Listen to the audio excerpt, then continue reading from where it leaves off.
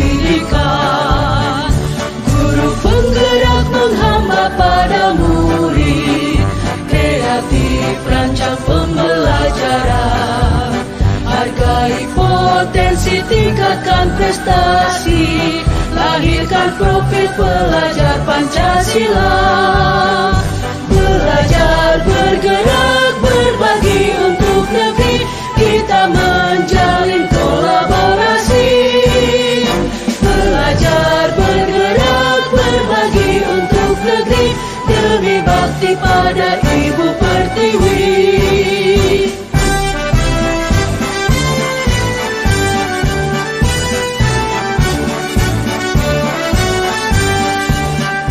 Bulatkan tekad, kuatkan hati, negeri ini memanggilmu kawan. Belajar, bergerak, berbagi untuk negeri, guru penggerak majukan pendidikan. Guru penggerak menghamba pada murid, kreatif rancang pembelajaran. Hargai potensi, tingkatkan prestasi, lahirkan profil pelajar Pancasila. Bismillahirrahmanirrahim. Assalamualaikum warahmatullahi wabarakatuh. Alhamdulillahirabbil alamin wa bihi nasta'in ala umuri dunya waddin. Wassalatu wassalamu ala asyrofil anbiya'i wal mursalin wa ala alihi wa sahbihi ajmain, amma ba'du. Alhamdulillah, hari ini ya kita semua diberi kesehatan bisa berkumpul pada kegiatan hari ini. Saya dan Retno Adriani dari CGP Angkatan 11. Kali ini saya akan mendiseminasikan hasil pembelajaran saya yang terkait dengan budaya positif ya. Minta waktunya Bapak Ibu semua untuk hari ini ya. Kegiatan hari ini terkait budaya positif yang akan saya sampaikan ya, terkait konsep inti dari budaya positif. Yang pertama adalah perubahan paradigma belajar. Yang kedua adalah disiplin positif. Yang ketiga adalah nilai-nilai kebajikan. Yang keempat, kebutuhan dasar manusia. Yang kelima, motivasi perilaku manusia. Yang keenam, keyakinan kelas. Yang ketujuh, posisi kontrol guru. Dan yang delapan adalah segitiga restitusi. Ya, baik Bapak Ibu, saya tidak akan menggurui ya. Kali ini saya hanya ingin berbagi pengetahuan, dan juga jika seandainya saya punya kesalahan, mohon diingatkan gitu, karena kita sama-sama belajar gitu ya Bapak Ibu. Nah, pembelajaran terkait dengan paradigma baru. Pembelajaran dengan paradigma baru merupakan pembelajaran yang dirancang berdasarkan prinsip pembelajaran berdiferensiasi, sehingga para peserta didik belajar sesuai kebutuhannya berdasarkan tahap perkembangan sesuai teori psikologi modern untuk mewujudkan profil pelajar Pancasila. Nah, paradigma baru ini kan kita sudah masuk ke kurikulum merdeka ya. Nah, di mana kurikulum merdeka itu lebih mengedepankan kebutuhan murid ya. Nah, ini adalah profil pelajar Pancasila. Ya, baik, kita lanjut. Miskonsepsi tentang teori kontrol, di mana guru berilusi bahwa guru mengontrol murid. Kemudian bahwa semua penguatan positif efektif dan bermanfaat, bahwa kritik dan membuat rasa bersalah mampu menguatkan karakter. Dan yang selanjutnya adalah bahwa orang dewasa berhak memaksa. Nah, ini yang sering kita pikirkan terhadap murid-murid kita ya. Baik. Selanjutnya, mengubah paradigma stimulus respon ke pendekatan teori kontrol. Nah, di sini pada stimulus respon itu realitasnya kebutuhan kita sama. Kita sering berpikir seperti itu. Pada teori kontrol realitanya kebutuhan kita itu berbeda, ya. Kemudian semua orang melihat yang sama. kenyataannya pada teori kontrol setiap orang memiliki gambaran berbeda. Kemudian kita mencoba mengubah orang agar berpandangan sama dengan kita. Ya, pada teori kontrol kita berusaha memahami pandangan orang lain tentang dunia. Kemudian perilaku buruk dilihat sebagai suatu kesalahan. Pada teori kontrol semua perilaku memiliki tujuan. Orang lain bisa mengontrol saya. Nah, pada teori kontrol hanya Anda yang bisa mengontrol diri Anda. Kemudian saya bisa mengontrol orang lain, Anda tidak bisa mengontrol orang lain, ya. Kemudian stimulus respon, pemaksaan ada pada saat bujukan gagal. Kalau kita gagal membujuk, kita paksa. Nah, itu. Pada teori kontrol, kolaborasi dan konsensus menciptakan pilihan-pilihan baru. Selanjutnya model berpikir menang kalah. Nah, pada teori kontrol, model berpikirnya menang-menang, ya. Oke, baik, disiplin positif. Kita lanjut ke disiplin positif. Nah, disiplin berasal dari kata disiplina yang artinya belajar. Disiplin mengacu pada disiplin diri yang memiliki tanggung jawab terhadap apa yang dilakukannya berdasarkan nilai-nilai yang diyakini. Kemudian disiplin positif merupakan salah satu cara penerapan disiplin yang bertujuan untuk menumbuhkan kesadaran serta memberdayakan peserta didik tanpa imbalan penghargaan, ancaman atau hukuman. Itu disiplin positif, ya. Selanjutnya, sebagai pendidik tujuan kita adalah menciptakan peserta didik yang memiliki disiplin diri sehingga mereka berperilaku mengacu kepada nilai-nilai kebajikan universal dan memiliki motivasi intrinsik dalam perubahan perilaku ke arah yang lebih baik. Itu disiplin positif, ya. Nilai-nilai kebajikan. Nah, nilai-nilai kebajikan ini adalah nilai yang disepakati bersama, lepas dari suku, bangsa, agama, bahasa maupun latar belakang. Nah, nilai-nilai kebajikan ini berlandaskan pada profil pelajar Pancasila, yaitu beriman dan bertakwa kepada Tuhan Yang Maha Esa dan berakhlak mulia, berkebinekaan global, bergotong royong, kreatif, bernalar kritis dan mandiri, ya.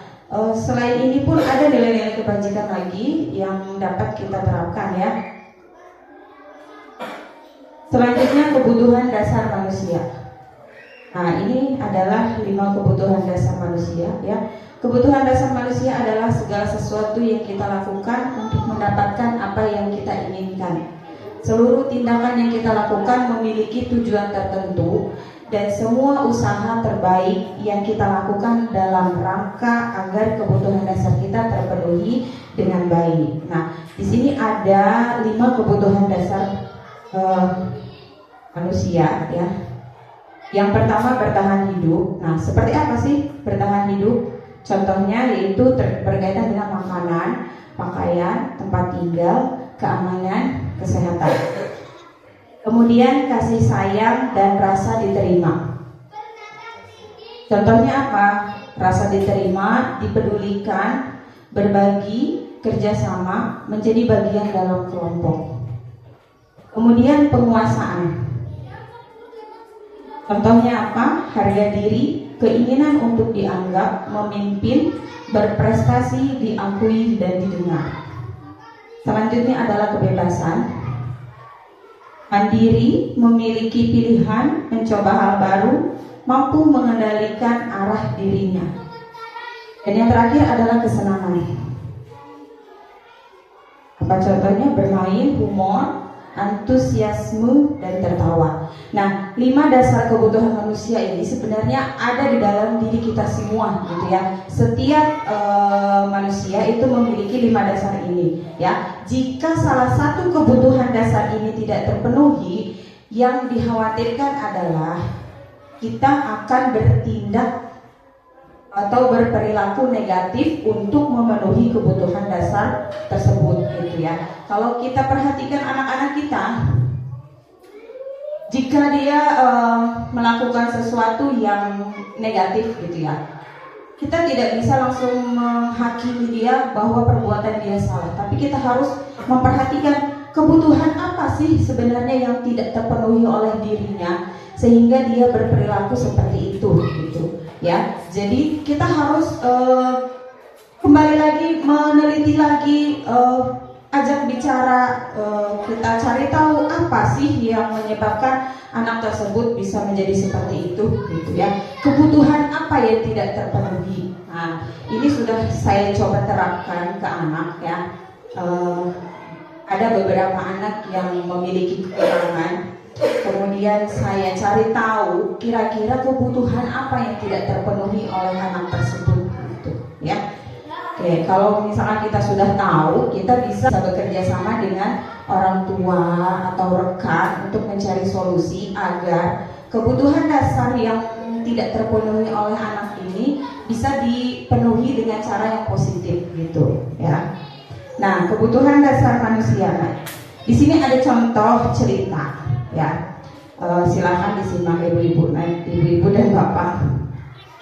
Ibu Ambar, guru wali kelas 2A di SD Pelita Hati, sedang bingung menghadapi ulah salah satu murid di kelasnya, Doni. Beberapa anak di kelas 2A telah datang padanya dan mengeluhkan Doni yang sering sekali meminta bekal makan siang mereka dengan paksa. Jika Anda menghadapi situasi seperti Ibu Ambar, apa yang akan Anda lakukan? Menurut Anda, kira-kira apa alasan Doni melakukan hal itu? Nah, coba saya pengen bertanya nih, berdasarkan 5 kebutuhan yang ada pada diri siswa gitu. Kira-kira kebutuhan apa sih yang tidak terpenuhi oleh Doni sampai Doni berperilaku seperti itu?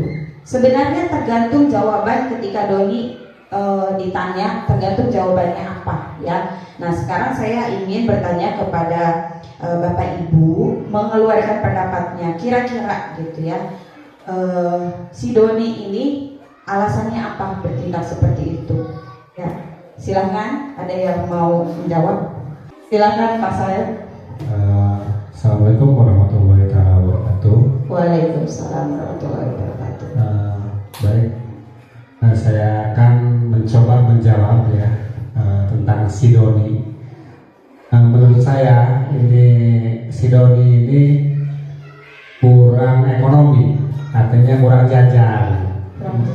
Untuk menyikapi dari cerita tersebut, si Doni yaitu kurang jajan ya. Mungkin itu saja dari saya. Assalamualaikum warahmatullahi wabarakatuh. Ya, baik. Kalau kurang jajan berarti kebutuhan apa sih kebutuhannya yang belum terpenuhinya apa berarti? Kebutuhan yang belum terpenuhi ada bertahan hidup, kasih sayang dan rasa diterima, penguasaan, ya, kemudian kebebasan dan kesenangan. Kira-kira apa? Bertahan hidup. Oke, baik, dari Mas Said bertahan hidup ya. Silakan Ibu Yayan. Kalau menurut saya, yang terjadi dengan Doni ini adalah kasih sayang dan rasa yang diterima. Alasannya Kira-kira gimana gitu menurut Bu Yayan? Kenapa dia bisa kenapa bisa berpikir bahwa mungkin kasih sayang dan rasa diterima gitu? karena ini Bu, kadang walaupun ekonomi sebuah keluarga itu cukup gitu ya, tetapi kalau misalnya si orang tuanya itu kurang memberikan kasih sayangnya, kayak perhatiannya atau apa gitu ya, bisa jadi si anak itu akan berperilaku berbeda atau menyimpang gitu. Itu Bu mungkin ya yang saya lihat. Baik, terima kasih Bu Yayan. Ada lagi yang mau bersuara? Silakan berpendapat, tidak apa-apa. Semua bebas berpendapat. Karena ini sebenarnya cerita ini memiliki banyak kemungkinan ya. Assalamualaikum warahmatullahi wabarakatuh. Waalaikumsalam. Saya hanya menambahkan saja dari Bu Yaya tadi, memang cukup bisa dinikmati karena mungkin anak tersebut hanya untuk mencari perhatian saja, maka dia itu berbuat seperti itu. Memang yang namanya perbuatan tidak baik tetap tidak baik, perlu kita betulkan dan kita berikan teguran dengan cara memberikan kasih sayang juga. Itu salah satu kasih Pak Salim. Ada lagi? Bagaimana? Silakan. Cukup?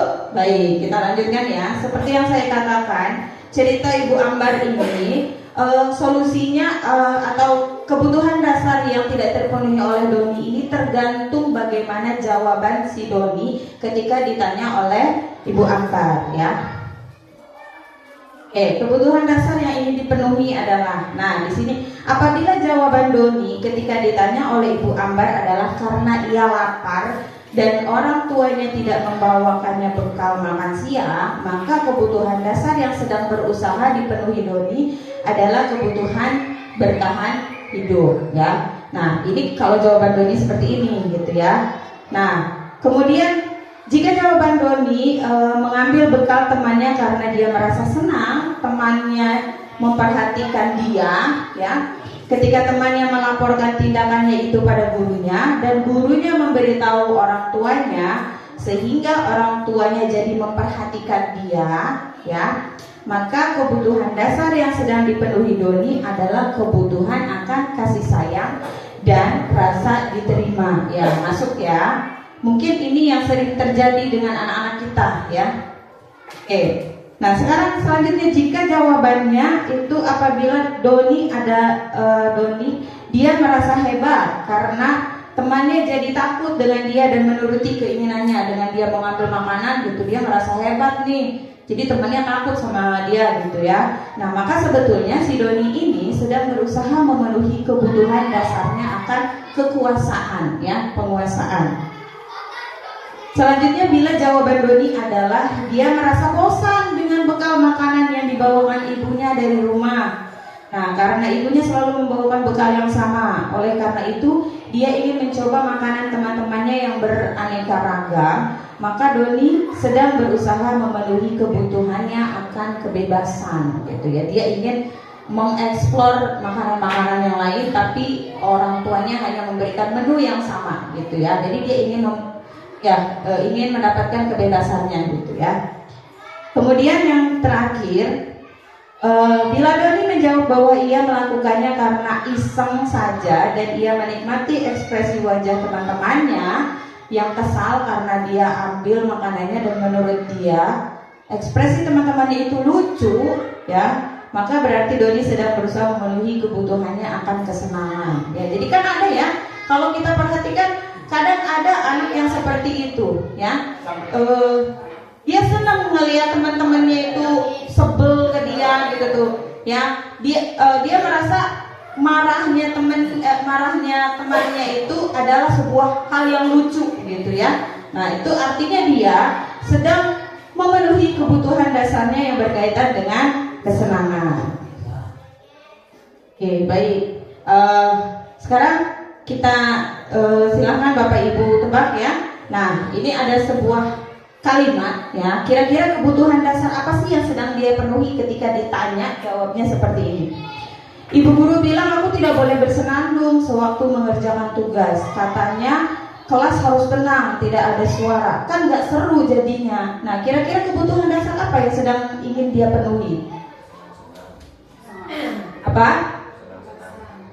Kebebasan, kesenangan, kebebasan. Oke, kita lihat ya. Nah, di sini ada kata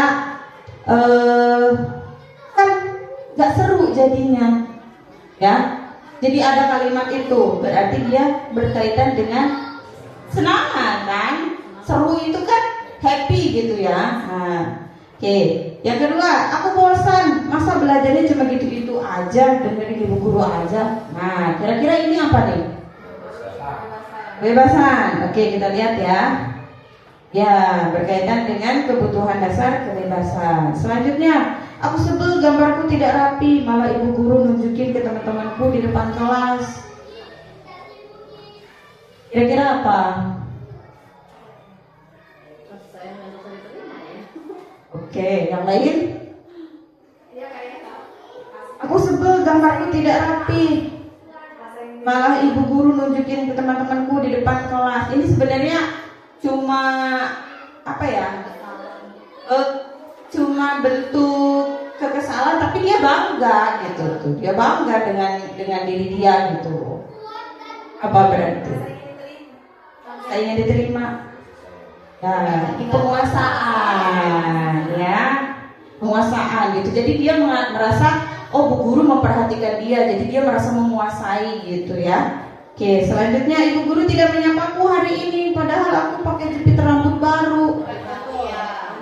Kasih sayang. Oke, nah kasih sayang dan rasa diterima. Kalau kita mengingat kembali, pasti ada ya murid kita yang seperti itu ya. Dia merasa pengennya diperhatiin Bu Guru aja. Ada yang berlagak dikit-dikit nangis, berarti pengen apa itu? Kasih sayang. Butuh perhatian dan kasih sayang ya. Oke, yang terakhir adalah aku tidak bawa uang jajan, minta kuemu dong. Iya, bertahan hidup kan dia nggak bawa uang jajan. Gimana caranya dia buat bertahan hidup kalau nggak minta kue ya? Nah baik. Jadi kita sudah mulai memahami nih ya 5 kebutuhan dasar yang dipenuhi oleh manusia. Jadi sekarang kalau kita melihat anak kita berperilaku negatif, kita bisa memperhatikan atau mencari gitu kebutuhan dasar apa sih yang tidak terpenuhi oleh anak tersebut gitu ya. Jadi kita jangan langsung menghukum dia gitu, tapi ya kita cari tahu dulu kebutuhan dasarnya apa gitu ya. Oke baik, kita lanjut ya. Sekarang motivasi perilaku manusia. Nah, motivasi perilaku manusia itu ada 3 ya. Yang pertama itu adalah untuk menghindari ketidaknyamanan atau hukuman ya. Kadang manusia berperilaku itu alasannya karena takut dihukum atau alasannya karena pengen dapat penghargaan. Ada kan yang seperti itu, bahkan mungkin dalam diri kita pun ada ya. Kemudian yang kedua, untuk mendapatkan penghargaan atau imbalan dari orang lain. Nah ini sebenarnya ini yang sering terjadi ya. Nggak anak-anak, nggak kita ya. Kadang kita kalau ada penghargaan itu kayak semangat gitu, tapi nanti kalau penghargaannya udah nggak ada, kendor lagi. Ya. Selanjutnya yang ketiga itu adalah untuk menjadi orang yang mereka inginkan dan menghargai diri sendiri dengan nilai-nilai yang mereka percaya. Nah, kalau untuk yang ketiga ya, ini munculnya dari dalam diri ya, kesadaran diri ya. Kita berperilaku bukan karena siapapun, bukan karena si A, karena si B atau karena atasan, tapi karena memang kesadaran diri kita yang punya yang ada di dalam diri kita gitu ya. Nah, untuk poin ke-1 dan kedua ini adalah motivasi ekstrinsik, artinya motivasi dari luar ya.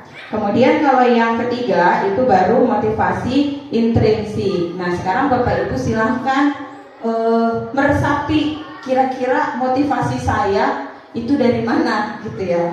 Pasti punya motivasi kan.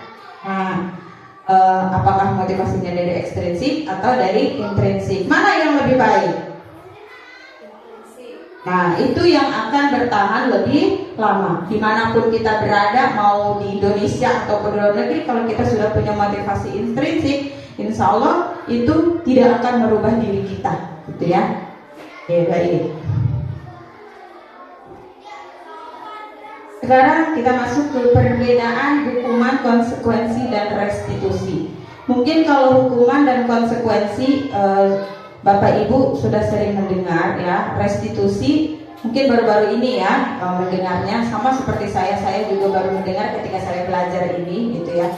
Jadi, nah sekarang perbedaannya apa antara hukuman, konsekuensi, dan restitusi ya. Untuk hukuman itu bersifat tidak terencana dan tiba-tiba. Hukuman yang biasa diberikan biasa berupa fisik atau psikis. Murid akan disakiti oleh perbuatan atau kata-kata. Ya, pernah kita melakukan seperti ini Bapak Ibu? Pernah ya? Nah, ya. Kira-kira baik tidak dampaknya untuk anak-anak? Tidak ya? Kalau untuk kitanya gimana rasanya setelah kita menghukum? Senang? Senang habis menghukum murid? Menyesal ya, ini guru yang kejam apa ya? Ya bercanda. Ya kita pasti ada rasa menyesal ya ketika kita memberikan hukuman kepada anak-anak gitu. Apalagi melihat muka-muka mereka yang lugu-lugu gitu ya. Ketika kita beri hukuman sebenarnya nggak mau tapi terpaksa gitu ya. Selanjutnya konsekuensi. Konsekuensi sudah terencana dan sudah disepakati. Umumnya bentuk konsekuensi dibuat oleh pihak guru dan disetujui oleh murid dan guru. Jadi ini konsekuensi ini sudah disepakati bersama gitu ya. Jadi ketika dia melakukan pelanggaran, dia sudah tahu hukumannya gitu ya. Selanjutnya restitusi.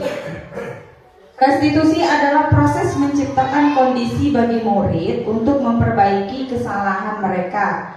Proses kolaboratif yang mengajarkan murid untuk mencari solusi sendiri. Jadi kalau di restitusi itu anak akan menyadari kesalahannya ya, dan ia akan mulai mencari solusi untuk masalah yang ia lakukan gitu ya. Jadi tidak dengan hukuman atau konsekuensi dari perbuatannya, tapi dia akan mulai menyadari, kemudian mencoba mencari solusinya atas permasalahan yang ia lakukan. Nah, ini yang diharapkan dari restitusi ini adalah menghasilkan motivasi intrinsik ya, yang menumbuhkan nilai-nilai kebajikan pada diri murid kita gitu ya. Menurut Bapak Ibu, manakah yang lebih baik?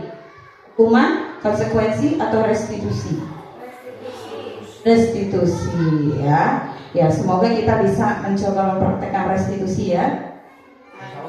Oke, baik. Nah, di sini ada konsekuensi atau hukuman. Silakan Bapak Ibu perhatikan kalimatnya. Ini hukuman atau konsekuensi, gitu ya. Yang pertama, nah, kalau yang biru itu konsekuensi, kalau yang orange itu hukuman.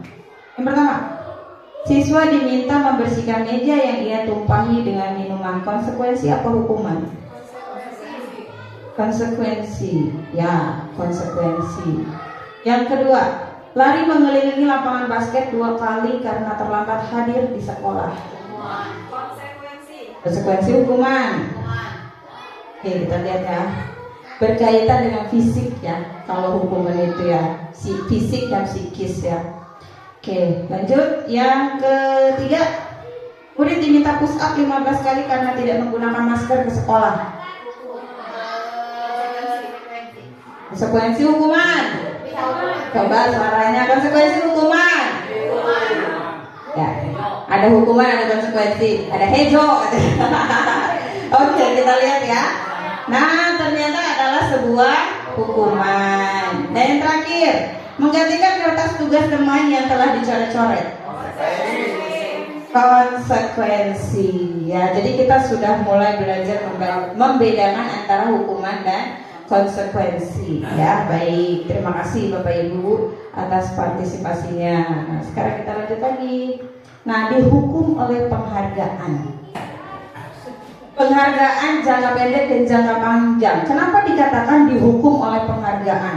Nah, seperti yang saya katakan tadi, ketika kita motivasi kita berdasarkan penghargaan, ya, ketika penghargaan tersebut sudah tidak ada lagi, nah kita itu akan kendor lagi, motivasi kita akan hilanglah, menurun gitu ya. Nah, itu yang dikatakan oleh jangka pendek atau jangka panjang. Nah, kalau misalkan atau hukuman, ketika peraturannya sudah tidak ada, kita langsung kayak seperti burung yang dilepas dari sangkarnya, bebas gitu ya. Jadi tidak bertahan lama gitu perilakunya. Kemudian penghargaan itu tidak efektif ya. Seperti yang dikatakan, kenapa tidak efektif? Karena harus dilakukan terus menerus gitu. Kalau tidak dilakukan terus menerus, seperti yang dikatakan tadi, akan menurun motivasinya ya. Kemudian penghargaan merusak hubungan. Nah, ini yang paling saya ingat ya. Saya berkaca pada diri saya sendiri ya. Ternyata penghargaan yang pernah saya berikan kepada murid saya itu merusak hubungan mereka. Karena apa? Jadi ceritanya, mau dengar cerita saya? Ceritanya saya itu sering memberikan bintang prestasi kepada siswa saya. Ya, bagi siswa yang mendapat nilai 100, kemudian yang mau mengerjakan tugas, saya beri bintang prestasi. Nah, Sedangkan yang sering mendapat bintang prestasi itu adalah anak-anak yang kemampuannya itu sudah dikatakan mampu lah gitu ya. Nah, anak yang kurang mampu itu mereka selalu berkata begini, ih bu, paling si itu lagi yang dapat. Nah, jadi kan muncul rasa iri kan. Jadi itu lagi. Nah, itu ya. Sebenarnya harapan kita sih biar jadi motivasi mereka, tapi ternyata itu bisa merusak hubungan mereka gitu ya. Selanjutnya mengurangi ketepatan ya. Kadang penghargaan ini bisa membuat orang yang diberi itu jadi malah berkurang ketepatannya dalam menjawab atau mengerjakan, menurunkan kualitas juga. Kadang kalau misalkan diberikan penghargaan bukannya termotivasi lebih baik, malah kendor gitu. Cuma dikasih segini misalkan gitu ya. Nah, selanjutnya penghargaan mematikan kreativitas. Kadang ada yang seperti ini kalau kita perhatikan ya. Kreativitasnya jadi menurun karena merasa ada yang lebih baik, padahal tanpa diberi penghargaan dia akan bisa lebih baik dari yang mendapat penghargaan tersebut gitu ya. Oke, kemudian penghargaan menghukum, membuat diri murid atau diri anak atau diri kita itu merasa, wah saya merasa dihukum, saya merasa gagal ya karena tidak mendapatkan penghargaan gitu ya. Nah, seperti itu. Selanjutnya motivasi dari dalam diri. Nah, dihukum oleh penghargaan. Nah, ini kata-kata yang agak menyentuh sebenarnya ya. Nah, saat kita berulang kali menjanjikan hadiah kepada anak-anak agar berperilaku bertanggung jawab, atau kepada seorang murid agar mempelajari sesuatu yang baru, atau kepada seorang karyawan agar melakukan pekerjaan yang berkualitas, kita sedang berasumsi mereka tidak dapat melakukannya atau mereka tidak akan memilih untuk melakukannya ya. Makanya jangan menjanjikan sesuatu karena ternyata yang dijanjikan itu berdampak tidak baik ya. Selanjutnya, mengapa keyakinan kelas bukan peraturan kelas? Ada yang bisa menjelaskan dulu atau berpendapat? Nah, sekarang kan yang sering dikenal itu keyakinan kelas. Kenapa bukan peraturan kelas? Ada yang bisa menyampaikan? Yuk, silakan. Kenapa keyakinan kelas bukan peraturan kelas?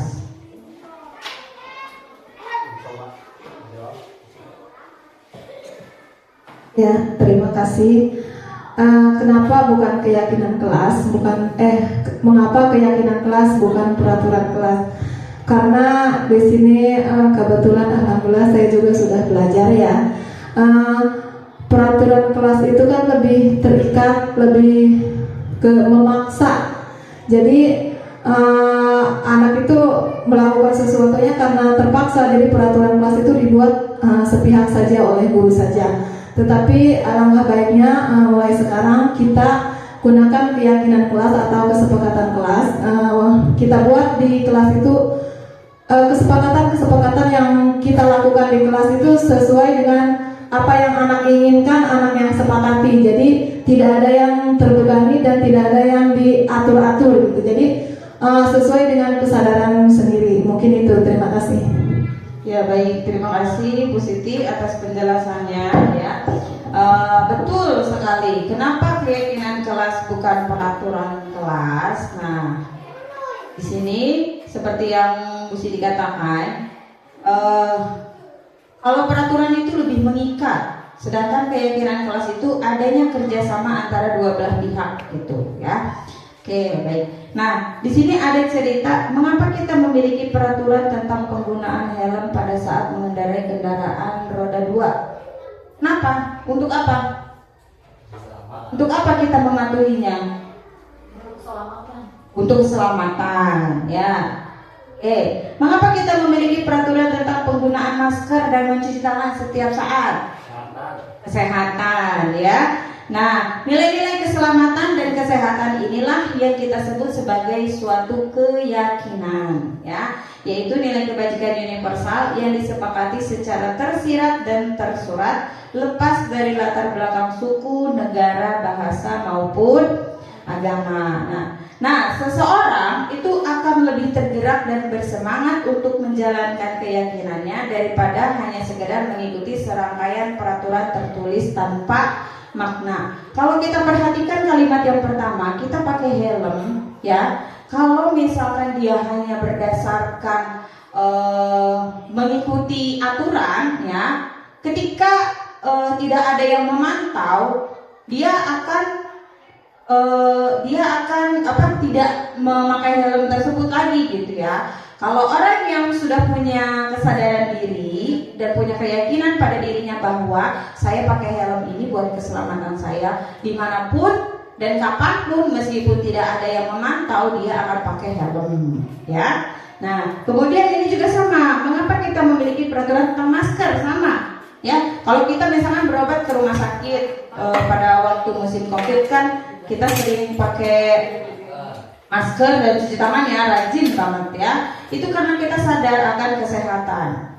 Terkadang ada di depan pintu masuknya saja sudah ada tulisan wajib menggunakan masker, ya. Nah, itu kita pakai masker kalau terpaksa, ada, ya. Tapi kalau ada yang sudah punya keyakinan dalam dirinya tanpa ada peraturan pun, dia akan memakai masker, ya, ketika berkerumun di keramaian, gitu, ya. Baik.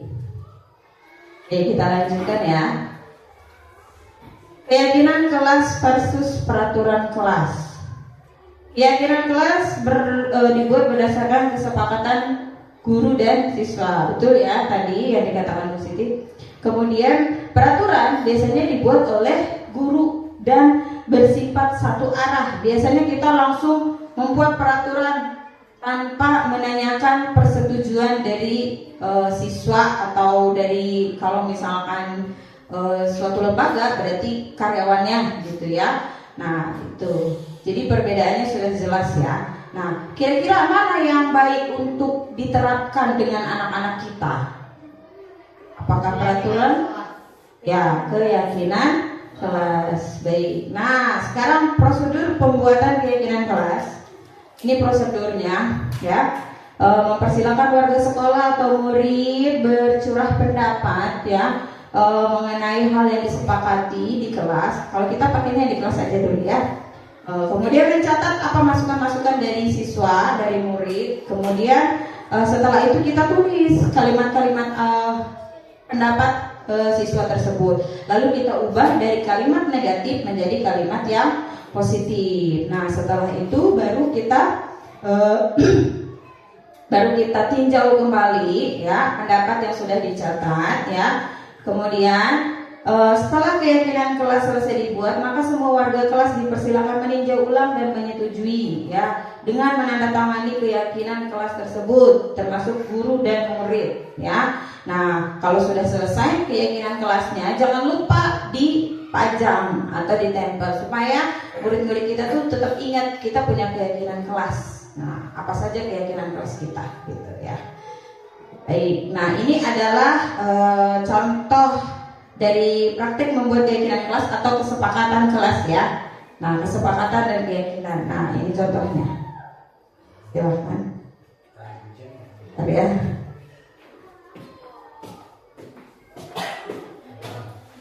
Pasti ada yang namanya kesepakatan, ya. Tujuannya apa?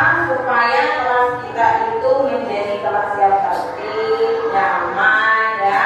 Jadi kalau ada kesepakatan kelas, kalian akan diajarkan tanggung jawab, ya. Kalian sudah membuat kesepakatan, ya. Jadi tanggung jawabnya sudah kalian ciptakan masing-masing, ya. Oke, nah hari ini guru akan memberikan post-it, ya. Nah, ini post-itnya. Nah, satu orang satu. Kemudian kalian tulis kalian mau kelasnya seperti apa sih, gitu, ya. Kalian pengen kelasnya yang bagaimana, gitu, supaya terasa nyaman kalian belajar di kelas, ya. Jangan ada yang bagaimana, harus bagaimana, gitu, ya. Nah, nanti kita akan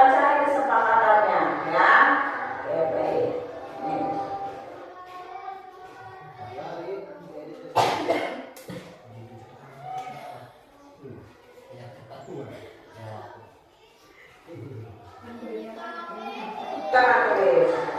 kalau yang sudah, kalian tempelkan hasil kesepakatan yang ingin kalian sampaikan ya. Silakan tulis. Kalau yang sudah boleh tempelkan depan. Oke, tempelkan depan.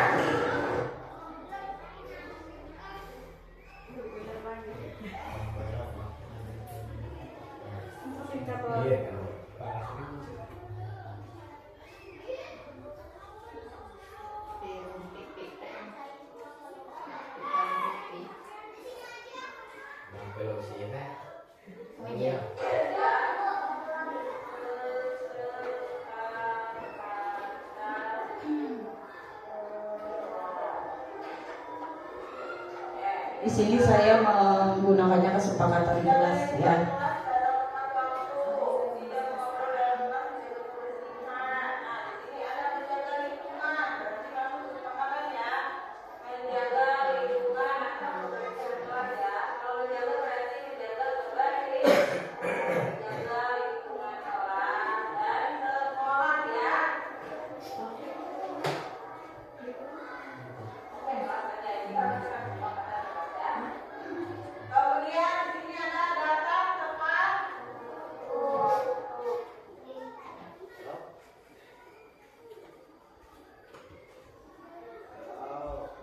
Semua pendapat dari murid itu dicatat ya. Nah, itu ceritanya sedang dicatat ya. Kemudian dibuatkan kalimat positifnya gitu.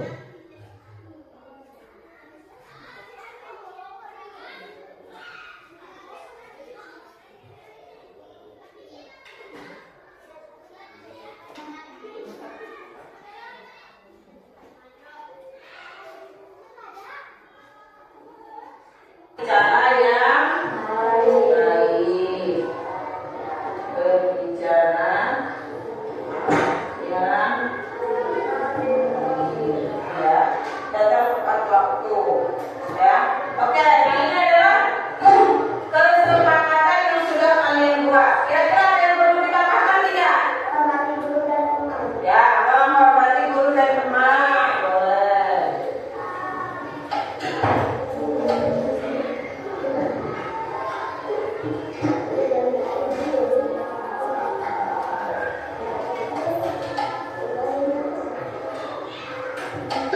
Oke, nah ini adalah kesepakatan kelas kita. Baik. Nah, silakan kalau ada yang mau ditulis, tulis dulu kesepakatannya supaya kalian tidak lupa. Oh, saya sudah punya kesepakatan nih sama Bu Jen nih. Saya harus begini, gitu ya. Kita harus ingat, ya. Ya, baik. Itu kesepakatan kelasnya setelah dibuat. Karena belum bisa ditempel di papan tulis, jadi anak-anak mencatat terlebih dahulu di bukunya supaya mereka ingat dengan kesepakatan atau keyakinan kelas ya. Oke, baik.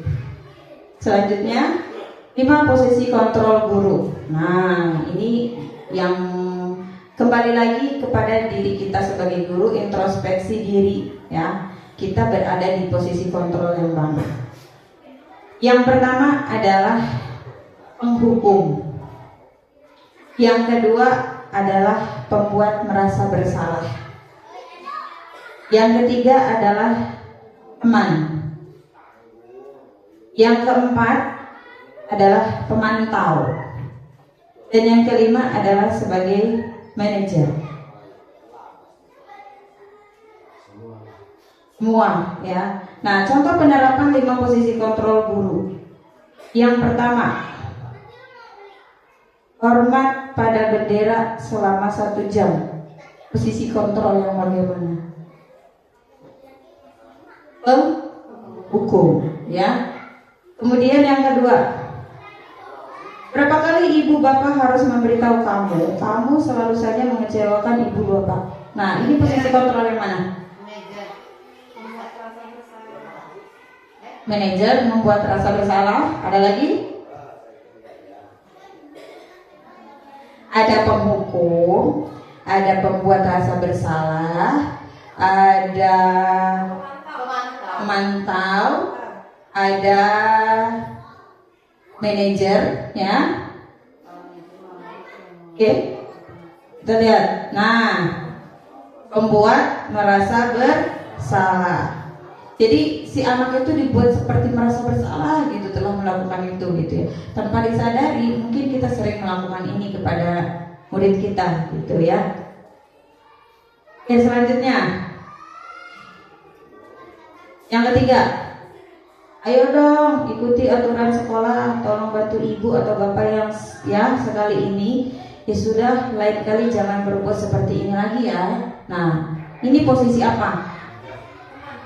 Teman, manajer. Ada lagi? Ya, kita lihat ya. Nah, ini posisinya teman. Kadang kita merasa posisi kita sebagai teman bagi anak-anak gitu ya. Sebenarnya tidak salah kita memposisikan kita sebagai teman, tapi harus dilihat situasi dan kondisinya gitu ya. Yang dikhawatirkan kalau kita terlalu menjadi teman dalam setiap situasi, anak akan bergantung kepada kita gitu. Ya, tidak baik ya. Nah, sekarang yang keempat, kamu sudah melanggar peraturan sekolah. Kamu tahu konsekuensinya. Setelah upacara kamu kamu beli atributnya ke koperasi dan jangan diulangi lagi. Manajer dari tadi kayaknya pengennya manajer gitu ya. Nah, biar kita bisa bedakan manajer mana, pemantau mana, teman mana gitu ya. Nah, kita lihat ini adalah sebagai memantau. Kita memantau si anak tersebut. Kalau sudah kita pantau, kita baru akan menanyakan konsekuensinya gitu. Nah, selanjutnya yang terakhir, sudah tahu pasti. Apakah kamu tahu kesalahanmu? Kira-kira bagaimana kamu memperbaiki kesalahanmu? Berarti ini baru apa? Manajer ya. Iya, jadi kalau kita bertindak sebagai manajer, kita tidak bisa langsung menghakimi ya. Kita tidak bisa langsung menghakimi anak itu salah gitu ya. Mungkin saja dalam setiap perilaku yang ia lakukan itu ada alasan tertentu ya, yang mungkin kalau kita pun di posisi dia bisa jadi kita melakukan hal seperti itu gitu ya. Jadi kita memahami anak akan alasan-alasan perilaku negatif yang dia lakukan ya. Oke, baik. Nah, posisi kontrol apakah aku? Silakan dipegang mic-nya biar kedengaran suaranya gitu ya. Ya, dipegang. Sambil diucapkan tapi ya, jangan dipegang aja. Posisi kontrol apakah aku? Tuh ceritanya Bu Jen di situ. Mirip kan? Pakai kacamata. Betul. Oh, pendek kata Bu Jen. Nggak ada hidungnya. Nggak ada hidungnya. Iya. Matanya juga nggak ada. Oke, yang pertama. Saya kecewa sekali dengan kamu. Posisi kontrol apakah aku? Saya kecewa sekali dengan kamu. Merasa Bu Guru, salah. Bu Guru kecewa dengan sikap kalian. Nah, seperti itu. Nah, merasa bersalah. Oke, kita lihat ya. Nggak ada jawabannya ternyata. Ya, betul. Merasa bersalah. Ya, membuat merasa bersalah ya. Kamu tidak pernah benar melakukannya.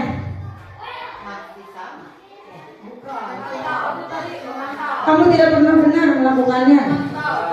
Memantau. Setuju? Setuju. Selanjutnya, ketinggalan.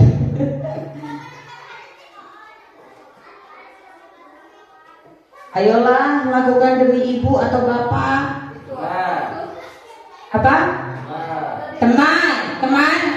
Setuju? Sepakat? Ya, teman. Ini yang megang mic diam aja. Ya. Oke, lanjut.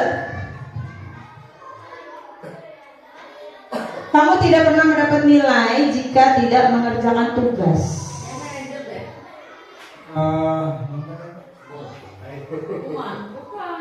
Kamu tidak pernah mendapat nilai jika tidak mengerjakan tugas. Mantau, manajer. Pemantau. Manajer. Nah, kami tidak pernah mendapat nilai jika tidak mengerjakan tugas. Oke, kita flashback lagi ya. Pemantau. Pemantau. Manajer itu lebih menanyakan atau memahami dari sisi muridnya gitu. Apa? Kamu tidak pernah mendapat nilai jika tidak pemantau. Oke. Segitiga restitusi. Segitiga restitusi itu terdiri dari tiga tahap, ya. Apa sih segitiga restitusi? Ya, suatu proses dialog yang dijalankan oleh guru agar dapat menghasilkan murid yang mandiri dan bertanggung jawab. Nah, itu.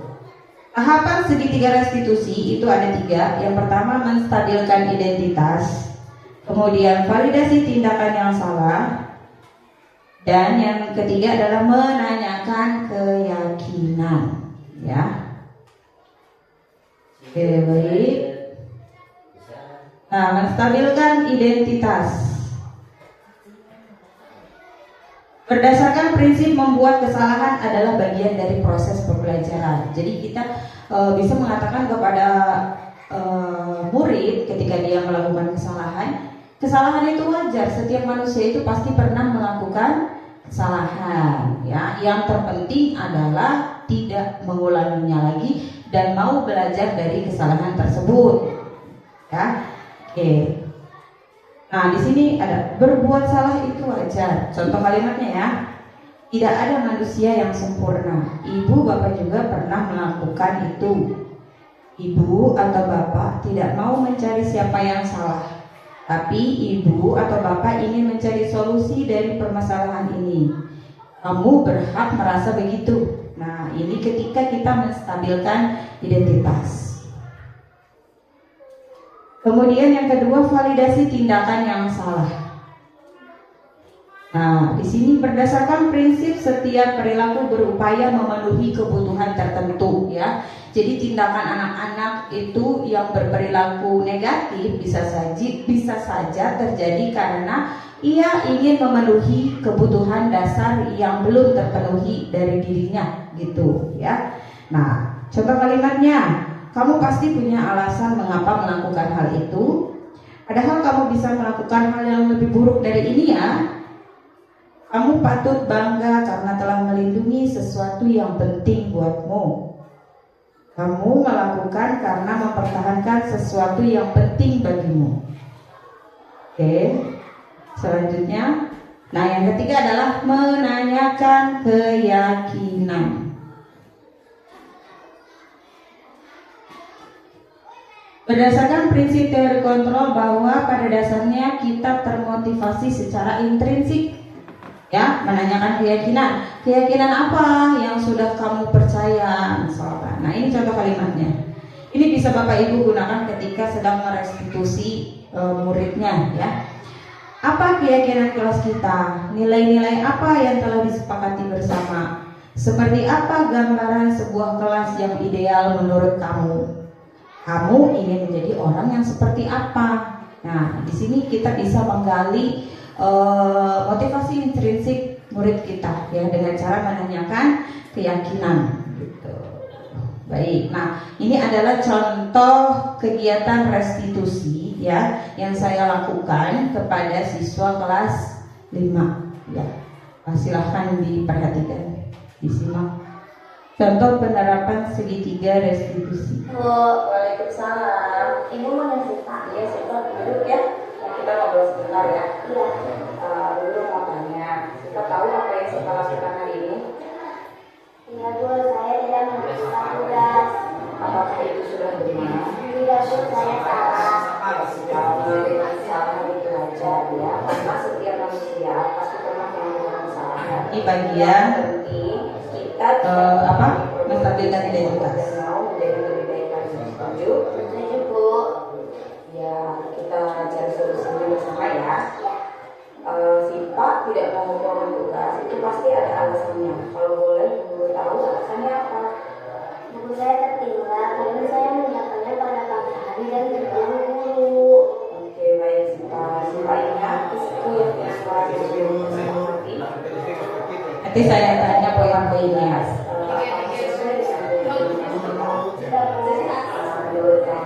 keyakinan kelas apa yang sudah kamu lakukan? Bertanggung jawab dengan tugas. Ya, apakah bertanggung jawab dengan tugas itu penting? Penting, Bu. Saya minta maaf karena tidak menunjukkan tugas. Ya, sudah. Kamu sudah mengakui kesalahan kamu, itu sudah baik. Nah sekarang, apakah kamu punya solusi agar perbuatan yang kamu lakukan hari ini tidak terulang kembali? Saya akan membereskan buku pada malam hari. Ya baik, jadi kamu sekarang sudah menemukan solusinya ya. Nah aku berharap kamu bisa melaksanakannya ya. Ya sudah, kalau begitu kamu bisa melanjutkan istirahat kamu. Ya, sama-sama. Ya, itu videonya ya, artis terkenal itu. Oke baik, saya mau bertanya ini dari video penerapan segitiga restitusi, apakah kalimat mana yang saya gunakan ketika saya menstabilkan identitas murid? Silakan. Yuk, sudah diperhatikan? Apakah itu benar? Ada lagi? Ketika saya menstabilkan identitas, ya, kalimat apa yang bisa saya gunakan? Tadi sebelumnya sudah ada penjelasannya. Kalau menstabilkan identitas itu kalimatnya apa saja? Kira-kira apa yang kamu lakukan hari ini? Tahu nggak apa yang kamu lakukan hari ini? Tahu tidak apa yang kamu lakukan hari ini? Bisa menstabilkan identitas. Ada lagi? Ada lagi kata kuncinya dari perbuatannya itu. Ayo. Apa mau mundur? Mau mundur? Boleh menanyakan kesalahan. Mundur? Mundur. Oke. Nah, di sini menstabilkan identitas. Ada kalimat yang saya gunakan pada video tadi? Ya, berbuat. Ya. Ada ya? Ada? Oke, berarti berbuat salah itu wajar. Nah, sekarang ini menstabilkan identitas. Nah, terus yang validasi tindakan yang salahnya, kira-kira dari video tadi apa kalimat yang saya gunakan? Apa solusi yang kamu bisa lakukan? Apa solusi yang bisa kamu lakukan? Ada lagi? Saya akan membereskan buku di malam hari katanya. Ya, kita cari yang untuk validasi tindakan yang salah dulu. Dedeng. Oke, kita lihat ya. Ini kalimatnya. Adakah kalimat yang saya gunakan ketika saya menyampaikan ini? Punya alasan kenapa melakukan hal itu? Ya, kamu pasti punya alasannya kenapa melakukan hal itu. Jawabnya apa kata si anaknya? Iya, karena kesiangan.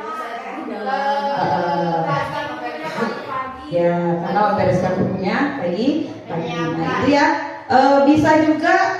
Bisa juga ini padahal kamu bisa melakukan hal yang lebih buruk dari ini, tapi tidak ya. Nah, ini bisa dilakukan tergantung permasalahan yang dihadapi oleh siswanya. Tidak harus semuanya ada gitu ya. Oke. Kemudian untuk menanyakan keyakinan, adakah kalimat yang diingat Bapak Ibu ketika saya menyampaikan video tadi? Kalimat apa yang saya sampaikan saat menanyakan keyakinan? Apa? Tadi yang sudah dikatakan. Apa? Apa yang kamu bisa lakukan? Apa yang bisa kamu lakukan? Keyakinan apa yang dilanggar? Keyakinan apa yang dilanggar? Apa lagi? Adakah keyakinan kelas yang Oke, kita lihat ya. Oke, nah, apa keyakinan kelas kita? Adakah saya bertanya seperti itu? Ya, nilai apa yang telah disepakati bersama? Seperti apa gambaran yang saya gunakan tadi yang paling atas ya? Apa keyakinan kelas kita? Jadi kita menanyakan keyakinan kelas dulu. Oke, baik. Nah, itu adalah contoh dari penerapan segitiga restitusi. Nah, ini penerapan segitiga restitusi ini bisa juga Bapak Ibu praktekkan ketika menghadapi permasalahan murid ya. Nah, ini juga sudah saya coba ya. Saya lakukan ketika anak melakukan kesalahan atau berbuat negatif ya. Sebenarnya keuntungannya kita tuh jadi bisa lebih stabil ya emosinya, jadi nggak harus berurat-urat ngasih tahu gitu ke anak-anak kalau perbuatan dia salah. Kita bisa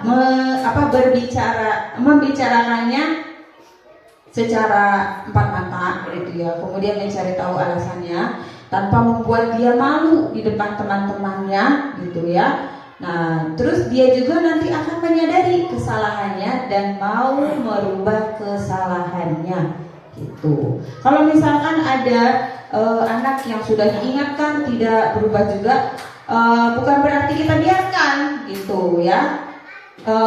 Kita harus tetap terus mengingatkan, jangan menyerah gitu ya. Mungkin perubahan mereka tidak akan terlihat ketika mereka di SD. Bisa jadi karena kita sering mengingatkan, nah mereka akan merubah perilakunya di kemudian hari, entah di SMP, di SMA, atau ketika mereka sudah berada di lingkungan masyarakat luas gitu ya. Baik. Waalaikumsalam. Tadi ya. Ya, Oleh Siti Namasalah dan belajar keyakinan. Nah, ini penutup ya. Dalam penerapan program disiplin positif, hendaknya guru memiliki standar kepribadian, profesional dan sosial yang baik, di mana guru mampu merefleksikan dirinya dalam posisi kontrol saat ini. Bagaimana perjalanan dirinya sebagai among yang menuntun murid-muridnya menjadi insan yang mandiri, merdeka dan bertanggung jawab. Ya, membentuk budaya sekolah dengan berfokus pada kebutuhan murid dan pertumbuhan karakter positif bukanlah hal yang mudah. Buah dari kerja keras ini dapat terlihat ketika kita menyadari bahwa murid kita telah bertumbuh menjadi seorang yang dewasa dan sukses di pekerjaannya, kehidupan dan relasinya dengan orang lain, dengan karakter yang memiliki integritas tinggi, bertanggung jawab, dapat diandalkan, berbudi pekerti luhur dan bermanfaat bagi lingkungan dan negara. Ya, jadi pada intinya apa yang kita lakukan saat ini itu mungkin tidak akan merubah perilaku anak 100% menjadi lebih baik, ya. Tapi setidaknya perlahan-lahan ya mereka akan menyadari gitu ya. Kita tidak bisa langsung melihat hari ini kita ingatkan bertanggung jawab, mereka besok langsung jadi orang yang bertanggung jawab. Tidak. Mereka akan mengalami proses tersebut. Nah, nanti kita akan lihat hasilnya ketika mereka sudah dewasa, ya.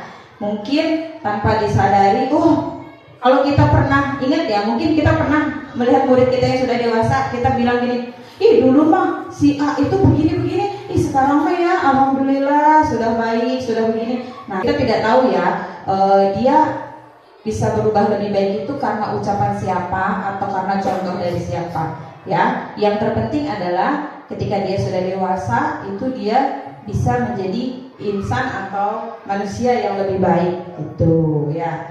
Baik, terima kasih untuk budaya positif kali ini. Nah, sebelum saya tutup, saya ingin beberapa orang merefleksikan apa yang sudah kita pelajari bersama hari ini. Bukan pelajari ya, cari tahu ya. Nah, silakan Bapak Ibu yang mau merefleksikan.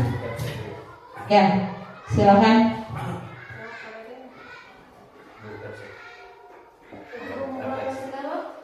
Refleksikan, silakan maju ke depan ya, biar mukanya kelihatan di kamera gitu.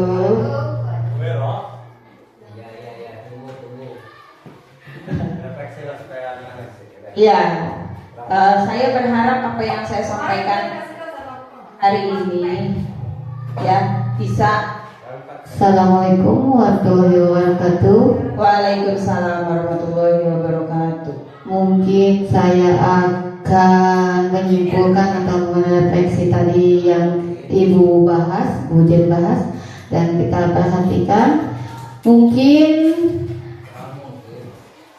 itu adalah untuk pelajaran diri sendiri, saya sebagai guru, untuk lebih baik lagi dan menyikapi apa kebutuhan siswa untuk kebutuhan dirinya. Begitu Bu Jen. Mungkin cukup sekian. Wabillahi taufiq wal hidayah. Wassalamualaikum warahmatullahi wabarakatuh. Waalaikumsalam warahmatullahi wabarakatuh. Silakan. Yang lain, keluarkan suara emas Anda. 4P ya, peristiwa, perasaan, pembelajaran, dan penerapan yang akan datang. Boleh. Saya tanya ya, pakai kalimat pemantik. Peristiwa apa sih yang sudah dilakukan atau dijalani hari ini? Naik motor. Pelajaran.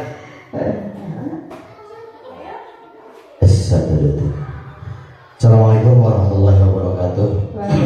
Terima kasih atas waktunya. Sedikit saya akan merefleksi kegiatan pembelajaran kita di siang hari ini terkait budaya bersih. Budaya positif, mohon maaf, budaya positif. Di sini saya sedikit memberi tanggapan terkait restitusi yang dimana memang pembelajaran yang kami lakukan di pribadi saya di kelas dengan adanya pembelajaran dari Ujian Retno ini, terima kasih kami ucapkan. Kami mendapatkan beberapa pembelajaran bagi kami untuk menanggapi atau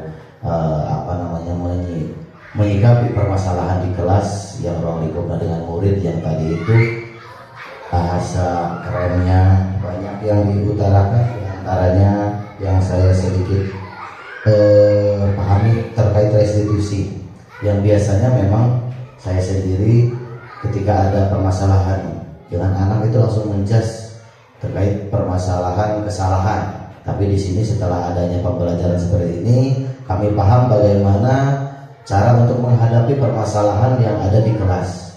Jadi terima kasih kami ucapkan, ini sangat bermanfaat bagi kami. Patutnya ini dilakukan berjenjang supaya adanya tolak ukur kepada pembelajaran di mana pembelajaran sekarang kita itu adalah pembelajaran kurikulum merdeka yang harus tolak ukurnya kepada murid, apa kebutuhan murid. Mungkin itu. Terima kasih saya ucapkan sekali lagi. Assalamualaikum warahmatullahi wabarakatuh. Waalaikumsalam warahmatullahi wabarakatuh. Give applause ya. Satu lagi deh, biar lebih bermakna pembelajaran kita hari ini. Belajar bersama. Diseminasi. Ya. Diseminasi. Ya. Assalamualaikum warahmatullahi wabarakatuh. Saya akan sedikit memberikan refleksi ya untuk peristiwa yang hari ini saya rasakan adalah jadi mengetahui tentang budaya positif itu di kelas akan sangat banyak manfaatnya, dan untuk perubahan yang ke depannya akan membawa perubahan yang sangat signifikan sih menurut saya kalau kita menerapkannya di kelas sehari-hari. Mungkin itu saja Bu Jen. Ya, terima kasih. Ya. Oke, baik ya. Terima kasih yang sudah merefleksikan hari ini ya. Sekarang kita merefleksikan bareng-bareng. Peristiwa yang sudah kita jalani hari ini adalah apa? Hari ini kita sudah apa? Belajar mengenai budaya positif. Budaya positif itu tentang apa saja? Ada kebutuhan dasar manusia, terus hukuman, penghargaan, dan restitusi. Terus ada yang 5 tadi itu apa namanya? 5 posisi kontrol. Terus apa lagi? Kesepakatan kelas atau keyakinan. Tadi apa? Segitiga restitusi ya, masih ada 8 poin ya. Nah, dari semua materi yang saya infokan atau saya sampaikan ya terkait diseminasi ini, mana materi yang paling menarik bagi Bapak Ibu? Semuanya menarik lah.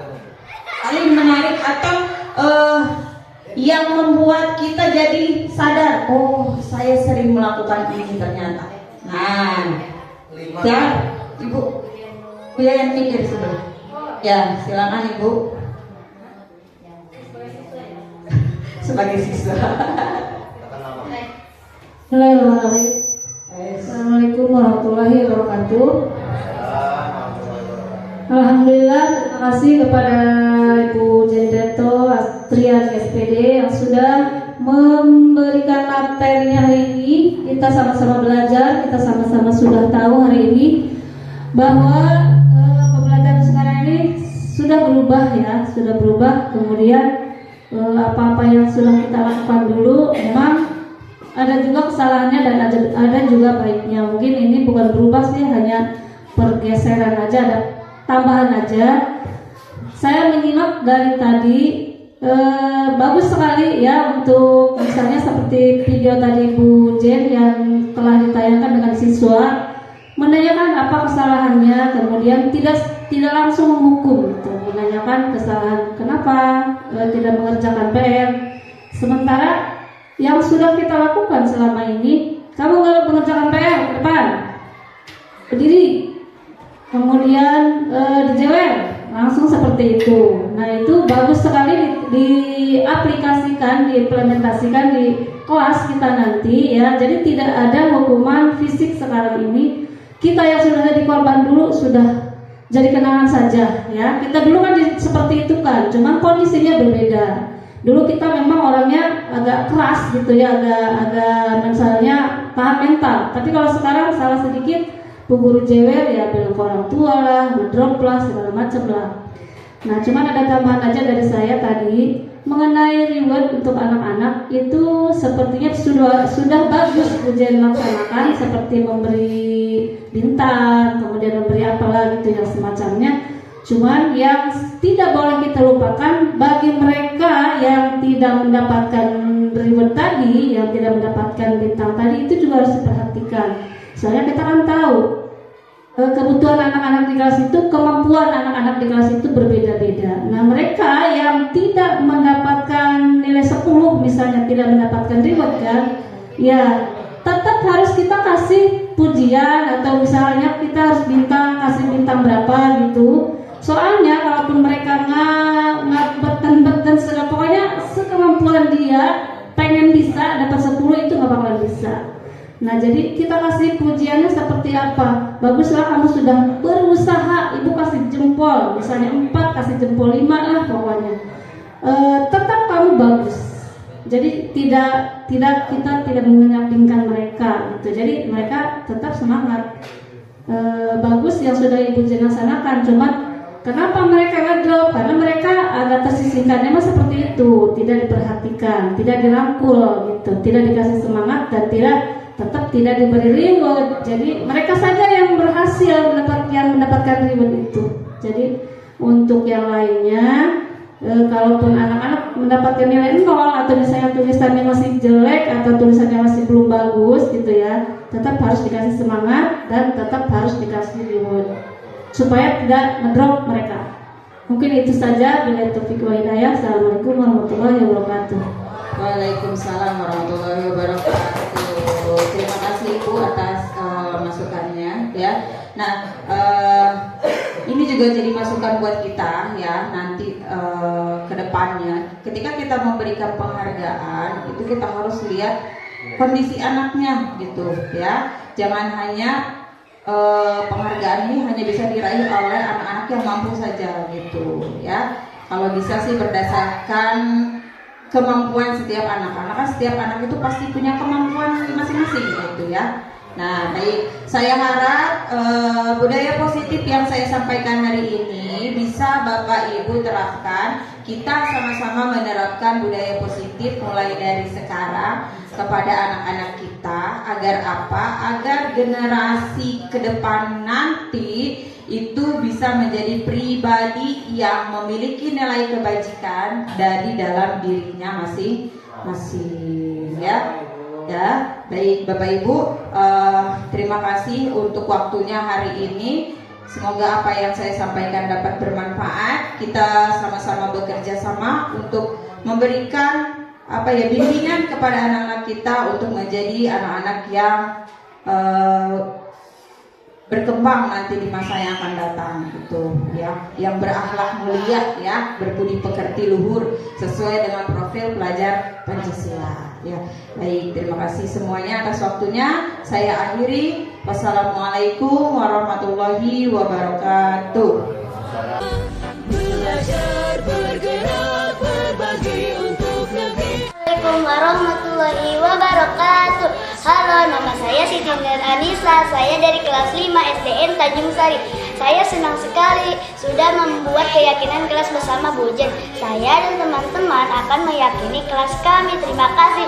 Wassalamualaikum warahmatullahi wabarakatuh. Bismillahirrahmanirrahim. Assalamualaikum warahmatullahi wabarakatuh. Saya Muhailia SPD MSI selaku Kepala UPT SDN Tanjung Sari. Terima kasih kepada Ibu Jen Retno Atriani yang sudah menyampaikan kegiatan diseminasi budaya positif. Setelah Bu Jen Atriani menyampaikan materi mengenai budaya diseminasi budaya positif, alhamdulillah guru bisa mengimplementasikan budaya positif yang saat sekarang sudah bergeser akidah dan perilaku anak-anak sesuai dengan perkembangan zaman. Makanya dengan adanya materi diseminasi positif ini, guru bisa mendapatkan ilmu baru untuk mendidik dan mengajar anak-anak di sekolah. Harapan saya setelah mendapatkan materi ini, kemampuan mengajar guru menjadi bertambah baik dan berdampak positif terhadap siswa di sekolah khususnya dan kepada masyarakat pada umumnya. Terima kasih. Billahi taufiq wal hidayah. Assalamualaikum warahmatullahi wabarakatuh. Assalamualaikum warahmatullahi wabarakatuh. Nama saya Deden Kurniawan SPD. Di sini saya selaku guru kelas 2 UPT SDN Tanjung Sari. Sedikit akan memberikan umpan balik terkait kegiatan diseminasi Ibu Jen Retno Atriani SPD. Dalam hal ini saya sendiri selaku guru kelas 2 mengucapkan banyak terima kasih terkait pembelajaran ini, karena memang dengan pembelajaran diseminasi ini kami selaku guru-guru teman sejawat banyak mendapatkan pembelajaran dari kegiatan diseminasi ini, yang tadinya kami pembelajaran yang kami ajarkan atau kegiatan yang kami ajarkan ini masih bertolak ukur kepada kegiatan kurikulum 2013 yang sekarang memang sudah menjadi kurikulum merdeka. Dalam hal ini kami banyak mengucapkan terima kasih karena kegiatan diseminasi ini memberikan pembelajaran kepada kami, dan insya Allah kami akan mengimplementasikan atau menerapkan di pembelajaran kami di kelas masing-masing. Terima kasih. Assalamualaikum warahmatullahi wabarakatuh.